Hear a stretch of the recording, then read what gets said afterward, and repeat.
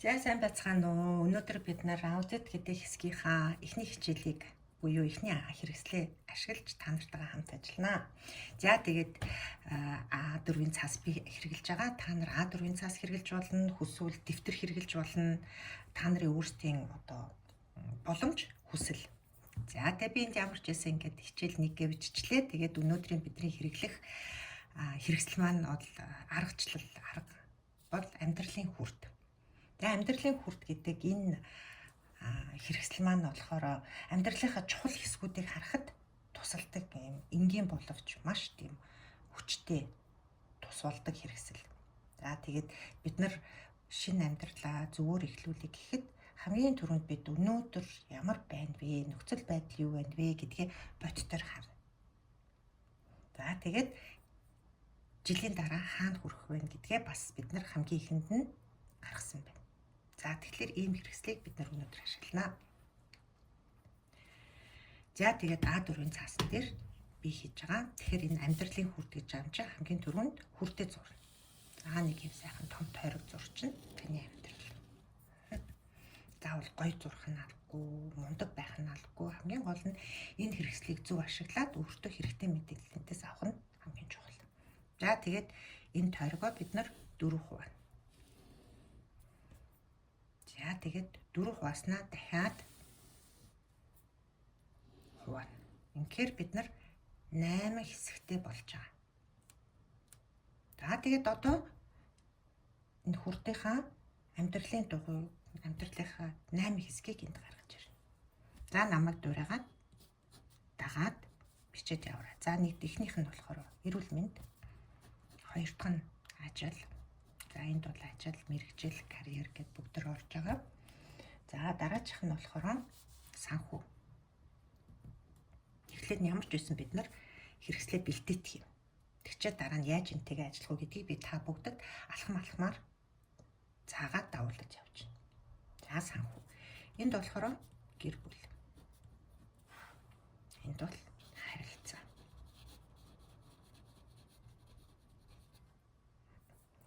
За энэ хэсэг маань бол чөлөө цаг. Энэ хэсэг маань бол сэтгэл санаа.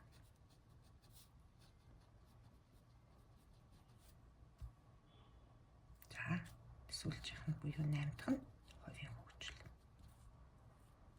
Хувийн хөгжил. За ингээд 8 хэсгээ бид нар бэлтжлээ, хүртээ бэлтжлээ. За одоо хэсэг бүрээ амьдралынхаа хэсэг бүрийг дүгнэх хэмжүүрээ бэлтэнэ. Тэгэхээр энд ингээ голын цэг нь болохоор 1 хамгийн гадна талах буюу ингээ тойрог дээр байгаа цэг нь болохоор 10. За энэ нь болохоор за би энд ингээ 5 гэж тавьчих. Тэгээд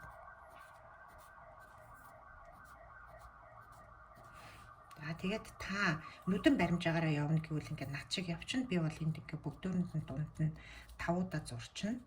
Илүү нямбай хиймээр байна гэвэл та энэ видеог түр зогсоож агаад бүх хэсэг дээрээ яг энэ 1-ээс 10 хүртэл бүх хэмжүүрүүдээ ингээд бэлтжиж болно.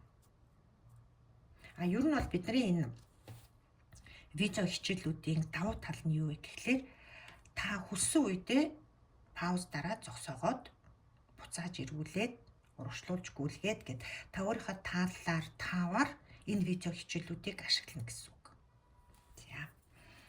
За тэгэхээр ингээд хүртээ зурчлаа, 8 хэсгээ хуваарлцлаа, хэмжүүрийг гаргачлаа. За одоо энэ хэрэгсэлтэйгээ ажиллах хандлага бид нар бас гаргаж ирнэ. За тэр нь юу вэ гэхлээр өөрөө өөртөө ажиллаж байхад зөвхөн энэ хэрэгсэл дээр, энэ арга дээр биш. Ер нь бидний энэ видео хичээлүүдийн бүх хэрэгслүүдтэй ажиллахдаа та өөрийгөө зэмлж, үгүйсгэж, шүүмжилж, хатуу хандаж явж болохгүй. Тэгэх юм бол та өөрийнхөө шинэ амьдралыг зөвөр эхлүүлэх, ахиц гаргах тэр замаа хааж ин гэсэн үг. Харин эсрэгээр өөртөө ажиллахдаа та өөрийгөө ойлгож, хүлээн зөвшөөрж, тунгааж бодож тэгээ би яах вэ гэдгээ тэр дотроос гаргаж ирж өөрийгөө дэмжиж ажиллана. За тийм болохоор өнөөдөр бид нар жишээлбэл ингээд за одоо ингээд санхүү дээр та ингээд 4 гэд өөрийгөө тодорхойллоо шүү дээ. Тэгэх юм бол 4 гингүүтэй өөстө хэрэг алга ингээл болтгүй байхгүй, ингэх ёстой байхгүй гэдэг тийм байдлаар хандахгүй. За 4 дээр байгаа юм байна. Тэгвэл энэ 4-өө би яагаад юм байгаа вүлээ? Энийг хөдөлгөхийн тулд би яах ёстой вүлээ гэд өөрөө өөрийгөө дэмжиж, өөрөө өөртөөгөө хамтарч ажиллана шүү. За бид нар одоо ингээд ажиллах хэрэгслээ буюу амьдралын хүртэ бүрэн би бүтээчлээ. 8 хэсгээ бүтээчлээ. Хэмжүүрээ тогтоочлоо. Ажиллах хандлага бас тогтоочлоо. За бүгдээр эхэлцгээе. Эхлэхдээ нэрээ бас энэ хэмжүүр дээр нэмж тайлбар хэлэхэд нэг нь болохоор сэтгэл хангалуун бус. Одоо байна гэсэн үг шүү. Хангалтгүй. 10 гэдэг нь болохоор бүрэн сэтгэл хангалуун гэсэн үг. За тэгээд би нэг бүрчлээ явахдаа бас дахин давхар тайлбарлаж явчихнаа. За эхнээс нь эхлээд явъя. За хамгийн түрүүнд эрүүл мэнд. За эрүүл мэндийн талбар гэдэг нь юу хэлж байгааг би товчхон эхлээд нь тайлбарлана.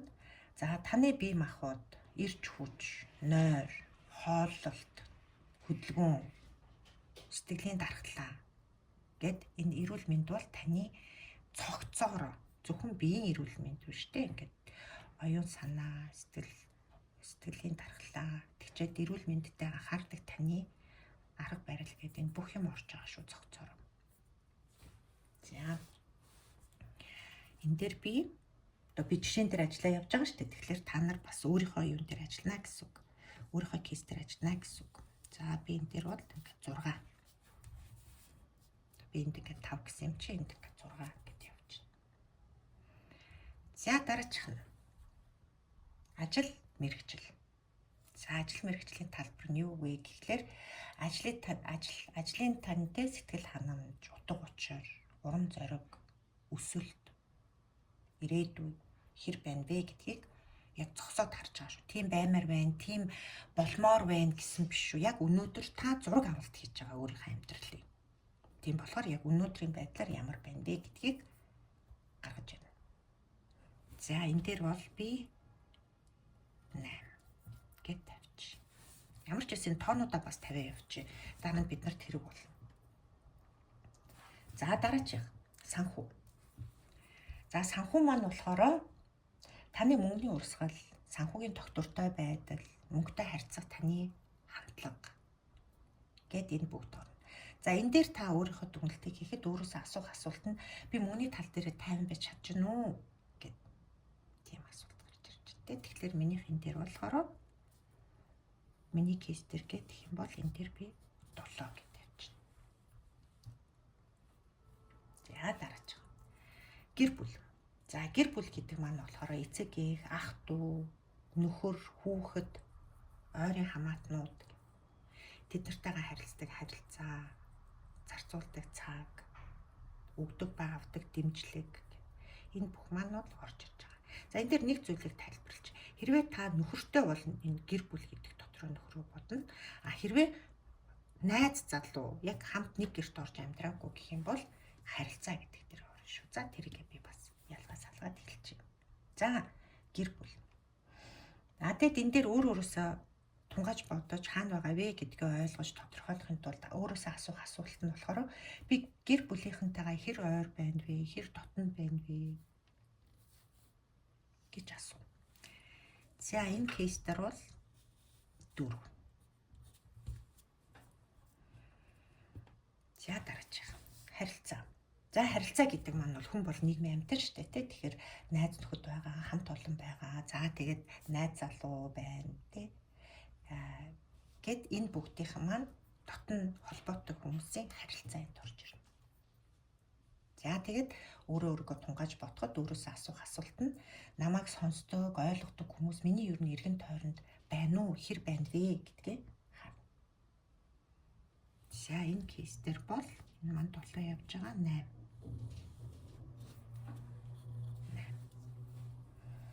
За дараачих бол чөлөө цаг.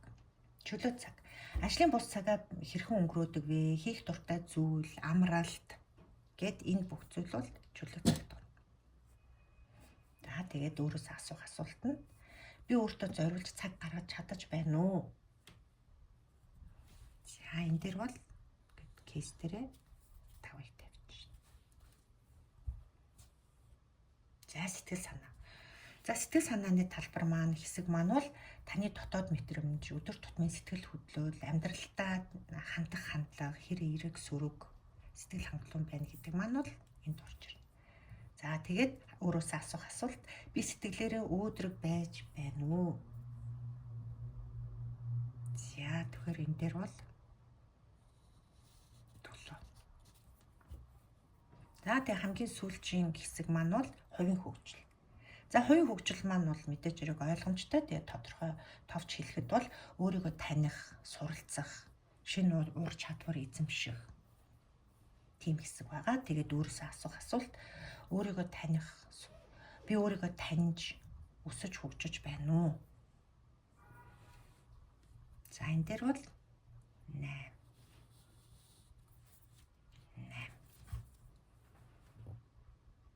За одоо энийг ингээ гаргацсан юм чинь ер нь бол ийм ойлгомжтой, ингээ ойлгомжтой амархан боловч нөгөө миний хамгийн ихэндний хэлдэг айгуу тийм хүчтэй хэрэгсэл байгаа гэд би та нарт хэлсэн.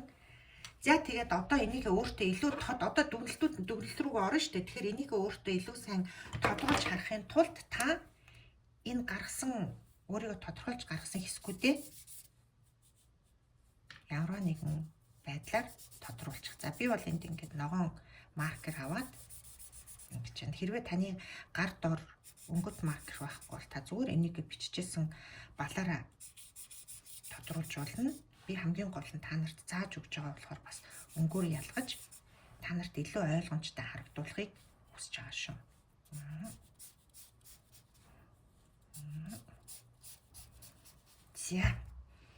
За ингээд харъя. За ингээ харахад бол ерөнхийдөө нэг тодорхой дур зураг харагдаж эхэлж байна. Тийм байгааз. Одоо зураг амьдралаа томор харж байгаа. За энэ зураг миний амьдралын тухай юу хэлж байна? Одоо ингээд том зургаар өөрийнхөө амьдралыг харахтаа өөрөөсөө асуух асуултууд. Энэ зураг миний амьдралын тухай юу хэлж байна вэ? Аль хэсэгт би сэтгэл хангалуун байна вэ? Аль хэсэгт би өөрчлөлт хүсэж байна вэ? За эндээс ажиллаж эхлэхдээ хамгийн бага оноотой нутасаа эхэлнэ. За эндээс ингээ харахад гэр бүл 4, чөлөө цаг 5, эрүүл мэнд 6. За энд 2 7 байна. Энийг бол төр орхичийн хамгийн нэн тэргүүний анхаарах ёстой 3 хэсэг буюу баланс алдагдсан байна гэж харагдаж штэ. Энэ 3 маань бага байна. За тэгэхээр энэ 3-ыгаа ингээ би тодруулаад тавлаа. За тэгээд тодруулаад авангуудаа дүгнэлтээ өөртөө гаргана. За энэ 3 маань бага байна гэдэг нь юуг илэрхийлээд байна вэ гэхлээр одоо энэ кейс дээр штэ. За ер нь бол тэг ингээд энэ ажил. За мөнгө олох. Хүмүүстэй найз нөхөд хамт олон гэдэг те. За тэгч ингээ хувийн хөгжил гэд энэ талбарууд бол ер нь нэлээд их анхаарал авч байна. Эднэрт анхаарал, хөдөлмөр, хичээл зүтгэл, цаг цаваа зарцуулж ин гэсэн үг. Тэгээд ч ер нь сэтгэл санаа нь бол бас долоотой биш үү? Гэтэл юу хаягдуулсан бэ гэсэн чинь энэ хувийн хөгжил, ажил, санхүү, харилцаа гэд энэ бүгдийг авч явдаг арын алба маань унтсан байна. Өөрөөр хэлбэл өөрөө өөрийгөө цэнгэлдэг, өөрөө өөрийгөө сэргээдэг, амраадаг тэр хэсгүүд маань унтсан байна. Тэгэхээр ийм байдлаар удаан цаашаа явах боломжгүй.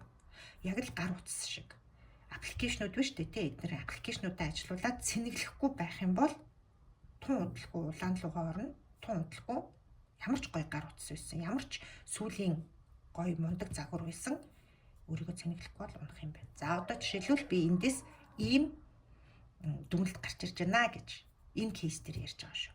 Хүн болгоны кейс өөр байгаа. Тийм болохоор хүн болгонд өөр дүгнэлт гарч байна. Тэгэхээр та яг ингээд над шиг энэ том зургаар харж агаад ямар дүгнэлт гарч ирж байна вэ гэдгээ та өөртөө видеогоо түр зогсоогоод бодоод үзээрэй.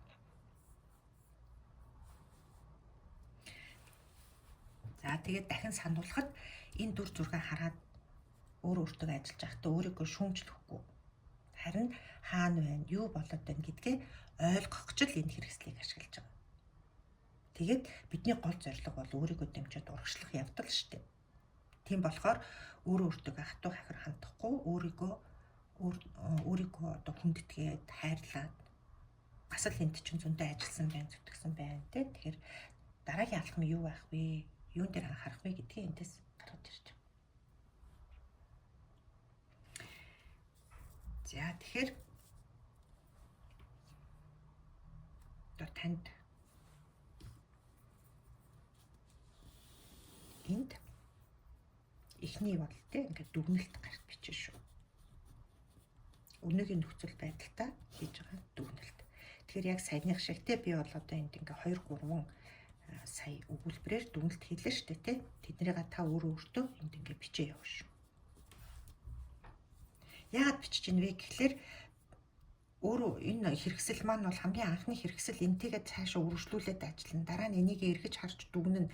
Тийм болохоор эргээ харахад ямар дүгнэлт гарсан бэ гэдгээ та санахгүй шүү дээ. Бичсэн байх юм бол угаасаа эргэж уншаад тийм шүү дээ гэж гаргаад байна. За одоо хэдүүлээ 2 дугаар хэсэг рүү оръё. Хаана очихыг хүсэж гин, хаана хүрэхийг хүсэж гин гэдгээ одоо гаргана. За өөрөөр хэлбэл 12 сарын дараа шүү дээ. Энд чинь бидний жилийн төлөвлөгөө эндээс гарч ирэх гэдэг. 12 сарын дараа. За энэ дээр би арай нэг өөр өнгийнхийг бас авчи. Яагаад гэвэл та нарт илүү ойлгомжтой байлгахын тулд. За одоо ингээ хараад исэн чинь за нэлээд ачаал авч байгаа. Тийм болохоор ямар ч байсан эрүүл мэндэд анхаарнаа. За эрүүл мэндийн анхаарна, нэлээд сайн анхаарна гэж бодоод 8 дээр авчи. За тэгээд энийг өөрчлөлт хийх талбараа арай нэг өөр өнгөөр тэмдэглэж байна. За ажил бол угаасаа ийм хэмжээний ачааллууд ирнэ. Тийм болохоор 8 бол оролдохгүй. За санхүү дээр яах вэ гэхээр за 7 бол ерөнхийдөө болж байна. Гэхдээ бас нэг 8 руу оруулж чадах бас болохгүй юм байхгүй. Энд чинь 26 хонд. Тэгэхээр энд 8 гэж тавьчих. За гэр бүл. Бид нар бол хайраар цэнэглэгдэж явдаг хүмүүс. Тийм болохоор энэ гэр бүл гэдэг дээрээ би нэмхэн зүйтэй гэж бодож байна. За энэ дээр бол би 6. За энэ дээр нэг зүйлийг хэлье. Та нар харж байгаа бах те би эндээс 6-аас 8, 7-оос 8, энд бол 4-өөс 6 гэд. 2-оос илүү гаргахгүй байгаа биз хөдөлгөөнөө. Яагаад гэвэл нэг жилийн дотор та хөдөлгөөн юм чинь 8 талбар байгаа шүү дээ. Тэгэхээр олон газар том хөдөлгөөн хийх боломжгүй. Тэгэх юм бол та ядарна. Тийм болохоор ер нь бол ингээд нэг 2-оос 3 пунктээр л ерөнхийдөө хөдөлгөөн явдаг. За тэгсэн чинь өдөр бол 24 цагтай, сар 30-аас 31 хоногтой, тийм ингээ 12 сартай гэдэг зам чинь би одоо нойроо авна гэж энд оруулж штэ. Тийм болохоор хаанаас би ингэ хасаж болох вэ? Хаана би хитэх анхаарал хандуулаад байна. Одоо бас 26 ондоо тайвшраад арай өөрөөр хандаж болно гэд бас тэр өнцгөөс харна штэ. Зөвхөн нэмэх талаас нь харах биш, багасгах талаас харна. За энэ ихний 3 талбар дээр эрүүл мэнд, санхүү, гэр бүл гэдэг дээр би нэмчлээ. Тэгээ хараад исэн чинь би харилцаа гэдгийг бол бас жоохон бууруулж болно. Яа тэгвэл би ингээ гэр бүл дээр нэмж штэ. Хувийн гэр бүлийн дотн хүмүүстэй би илүү цаг зарцуулъя. Найз нөхөд хамт олон гэдэг бол бас миний хувьд бол чухал. Гэхдээ тэрэн дээр бол би 25 онд байсан шиг тийм их хэмжээний цаг зарцуулах шаардлагагүй гэд 7 болгоё гэд 8-аас 7 болгоё гэд. Тэгэд харж байгаа үстэй ингээд хаана байна вэ гэдгийг би ингээд хараар тэмдэглэсэн. Хаана очих вэ гэдгээ би өөр өнгөөр тэмдэглээд байгаа үст. Тэгэхээр зарим нь дээшээгээ, зарим нь доошоо явж байгаа. За чөлөө цаг. За чөлөө цаг дээр бол за би бас жоохон бас нэг хөдөлгөөн хийчихье. Гэт 6. Тэгээ энэ дээр ингээд 6 гэж. Тэгэхээр энийг би нэмж байна. За сэтгэл санаа бол 7 болж байна. Ер нь бол 7-гоо бариад явхад яг эхний ээлжинд бол болж байна. За хувийн хөгжил дээр бол би 25 онд бол их ажиллаа. Тэгэхээр энийгээ бас жоохон бууруулж болно. Дээр бол 6. Тэгэхээр энийгээ бууруулна гэсэн үг. За тэгэхээр та нар харж байгаа бах. Би дахиад нэг арай өөр өнгөөр яачих. Энд бол би нэмж гин. Энд бол хасж гин. Энд бол нэмлээ. Энэ бол хിവэрээ. Энд бол хаслаа. За ийм хөдөлгөөн хийж байна. Энэ бол би 12 сарын дараа гэхэд би энэ шинэ хэсгүүд дээр очсон байна гэсэн үг. Том зураг.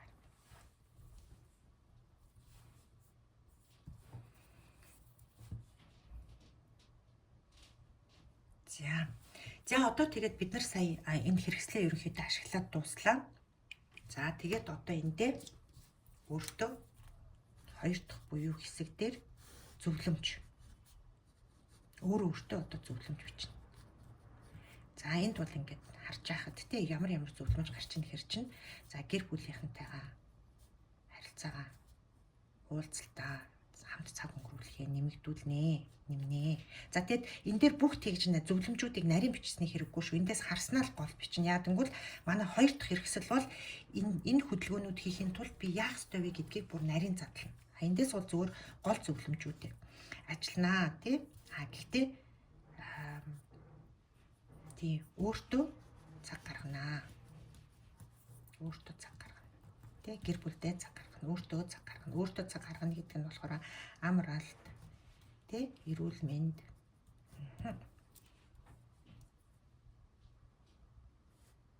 гэд ингэж тий. За 3 дахь нь болохоор за би тий одоо сурсан зүйлээ хэрэгжүүлнэ. Одоо нэмж сурах гэдээсний хэрэггүй гэж штэ тий. Сурсан зүйлээ хэрэгжүүлнэ гэх. Гэх мэтчлэнгээр та өөртөө түрүүнд өгүүлэлт хийсэн бол одоо энэ дээр зөвлөмжүүд өгч байна. За ингээд бид нар амьдралын хүрд гэж энэ гоё хэрэгсэлтийг ажиллаад дууслаа. Энэ маань бол биднэрт юуг авчирч ийн вэ гэхлээр миний амьдралын баланс ямар шүү байна вэ гэдгийг бид нар том зургаар харлаа. Ер нь бол бид нар амьдралын баланс гэхээр ажил дээр өнгөрүүлдэг цаг, ажлын бус чөлөө цаг гэсэн 2 хуваагаад байдаг. Гэтэл бол энд бид нар чинь амьдралын баланс гэдгийг 8 хэсэгтээ гаргаж ирээд харж байна. Тэгээд зөвхөн ажил чөлөө цаг 2 маань энд чинь гэдэг юм байж байна. Гэтэл бусад хэсгүүдэд бас бид нар баланстай байлгаж ич би гэдэг хүн чинь амьдралаа одоо тэнцвэртэй авч явж байна гэж дүгнэх нь байна. За тэгээд асууж энэ амьдралын хүрд гэдэг энэ хэрэгслийг ашиглаж байхад бас тодруулж асуух зүйл бол комент дээр бичиж байгаарай. Бид нар бол бас нэмж тайлбар өгнө. За тэгээд түрүүн хэлсэнчлэн одоо энэ хөдөлгөөнүүд хийхэд юунд анхаарах уу, яаж хийх үү гэдэг бас нэг өөр хэрэгсэл байгаа. Тэрийг бол дараагийн хичээл дээр бид нар үзнэ. За баярлалаа.